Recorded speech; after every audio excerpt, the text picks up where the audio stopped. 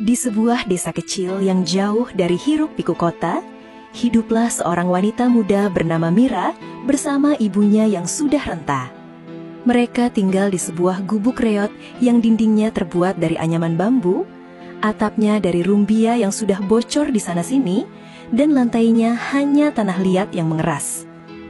Sehari-hari, mereka hanya hidup dari hasil upah buruh tani ibunya yang sudah lemah, dan kadang dari belas kasihan tetangga yang memberi sisa makanan.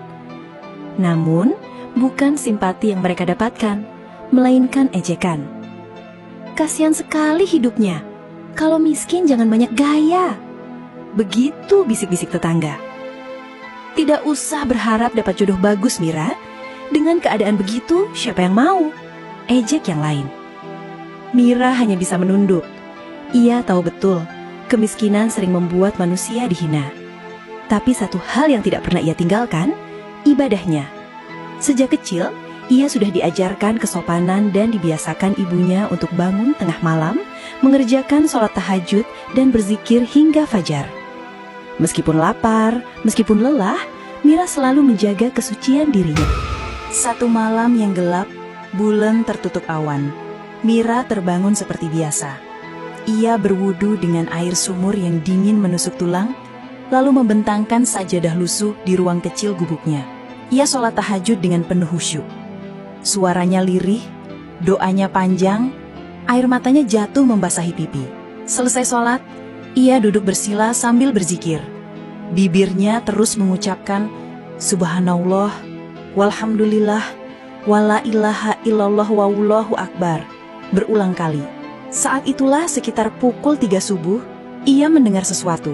Sebuah suara lirih, berat, seperti suara kakek-kakek tua, berbisik di telinganya. Nak, ikutlah aku. Ikutlah aku ke arah hutan. Mira tersentak. Ia menoleh ke kiri dan ke kanan. Ibunya masih tidur. Rumah tetap gelap. Tidak ada seorang pun di sana. Namun, suara itu begitu nyata. Seolah-olah ada orang tua berdiri di sampingnya. Ia mencoba mengabaikan, kembali berzikir. Tapi suara itu terdengar lagi. Kali ini lebih jelas. Nak, jangan takut. Ikutlah aku ke hutan. Bulu kuduknya berdiri. Jantungnya berdegup kencang. Namun ada perasaan aneh yang membuatnya tidak merasa terancam. Suara itu terdengar damai, tenang, tidak seperti bisikan jahat. Dengan hati-hati ia bangkit dari duduknya. Ia melangkah keluar dan juga masih mengenakan mukena putih yang ia gunakan saat sholat dan berzikir. Malam itu terlalu sunyi. Hanya suara jangkrik malam terdengar bersahutan. Udara dingin begitu menusuk kulit. Mira berjalan perlahan ke arah hutan di belakang gubuk reotnya. Biasanya ia tak pernah berani ke sana, apalagi masih gelap. Namun kali ini langkahnya seolah digerakkan oleh kekuatan yang tidak ia pahami. Semakin jauh ia melangkah, semakin sunyi suasananya. Pepohonan tinggi menjulang, ranting-ranting kering bergesekan tertiup angin, dan cahaya bulan yang tertutup awan membuat hutan tampak gelap pekat. Tiba-tiba, di antara kegelapan itu, ia melihat cahaya samar seperti lampu minyak. Cahaya itu muncul dari balik sebuah pohon besar. Mira gugup dan ketakutan. Tubuhnya menggigil. Lalu, ia memberanikan diri mendekat. Di bawah pohon tua itu, ia melihat sosok seorang lelaki tua berjubah putih, layaknya seorang ulama besar. Berjanggut putih panjang, wajahnya bercahaya lembut, matanya menatap penuh kasih, tidak terlihat menyeramkan. Jangan takut, nak, ucap sosok itu. Suaranya sama persis dengan bisikan yang ia dengar di rumah saat ia berzikir. Assalamualaikum, siapa engkau? Tanya Mira dengan suara bergetar bercampur takut. Waalaikumsalam warahmatullahi wabarakatuh. Aku bukan manusia seperti kalian. Aku dari golongan jin. Aku golongan jin yang beriman kepada Allah. Aku diutus untuk menolongmu, karena Allah telah mendengar doa-doamu setiap malam. Dan aku pun melihat kesabaranmu, ketulusanmu beribadah di tengah penderitaan. Mira terdiam.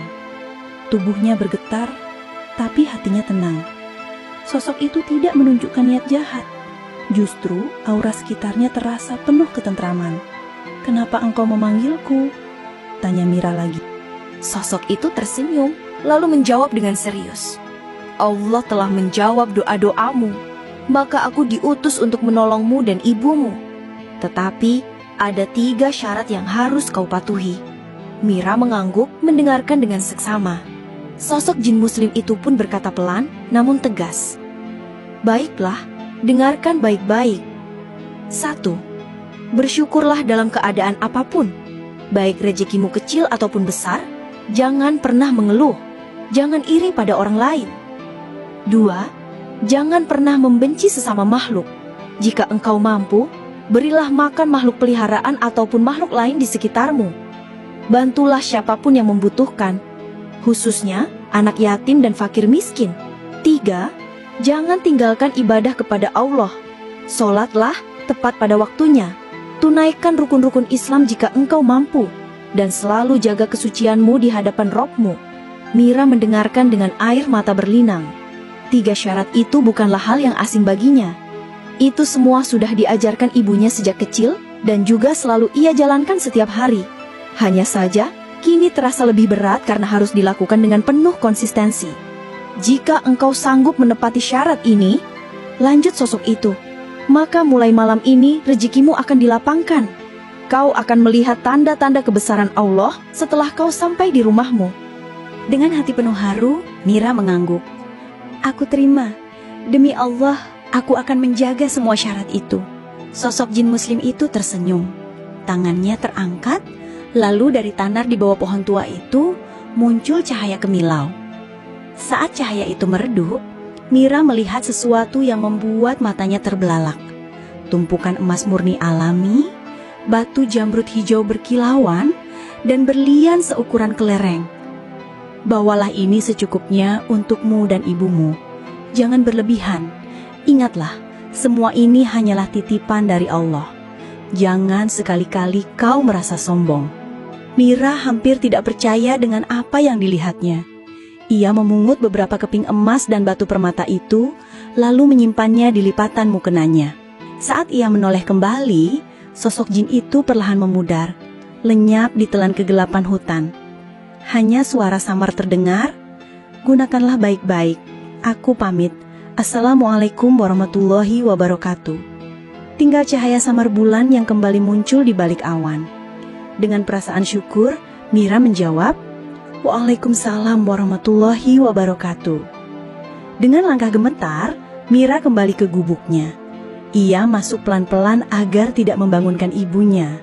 Namun, saat ia menaruh batu permata itu di sudut ruangan, tiba-tiba ruangan gubuknya bergetar. Malam itu ia tidak bisa tidur. Ia hanya duduk termenung, menatap emas dan permata di hadapannya. Ia sadar, hidupnya sebentar lagi akan berubah. Namun, dalam hatinya ia juga tahu, perubahan itu datang dengan tanggung jawab besar. 3 syarat yang diberikan bukan sekedar ucapan kosong. Itu adalah janji suci yang harus ia pegang seumur hidup.